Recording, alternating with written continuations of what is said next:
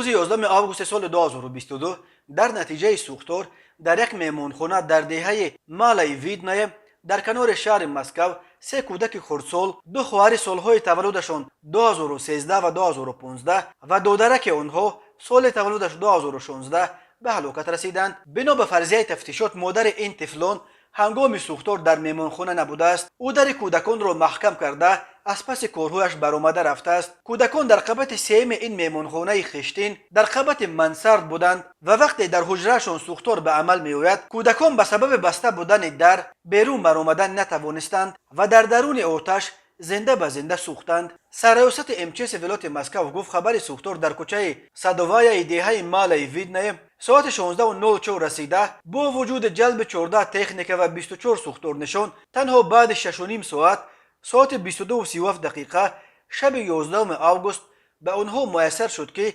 سوختار را پوره خاموش کنند.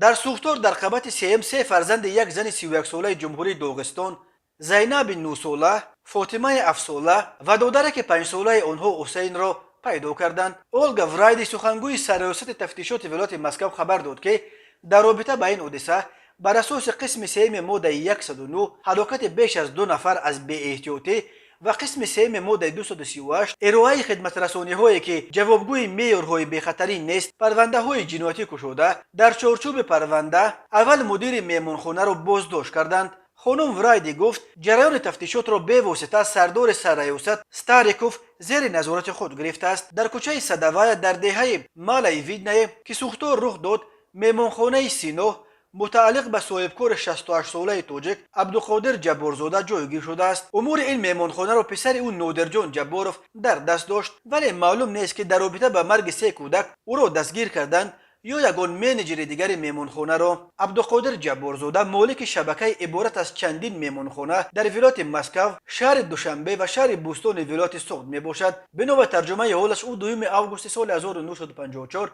در جماعت یووی نویه خوجند به دنیا آمده است. سال 1975 دانشکده طبی شهر خارکوف را با اختصاص طبیب گیگین، سال 1991 رشته اقتصادی و سال 1992 رشته حقوق شناسی دانشگاه دولتی تاجیکستان را ختم کرد. جباروف در دوران شوروی سالهای زیاد معاون سرطبیب مرکز سانیتاری و اپیدمیولوژی جمهوری تاجیکستان بود. سالهای 1993-1994